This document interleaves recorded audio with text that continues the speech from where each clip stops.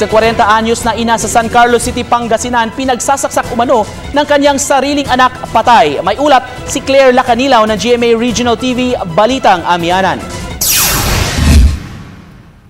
Patay na nang matagpuan ng isang ginang sa loob ng kanilang bahay sa San Carlos City, Pangasinan. Sugatan din ang kanyang 20 anyos na anak na itinago sa pangalang Boyet. Base sa unang kwento ni Boyet, may 3 hindi pa nakikilalang lalaki ang nanloob umano sa kanilang bahay. Pero lumalabas sa paunang investigasyon ng pulisya na si Boyet ang sumaksak sa kanyang ina. Robbery po, ma'am, ang allegation ng muna.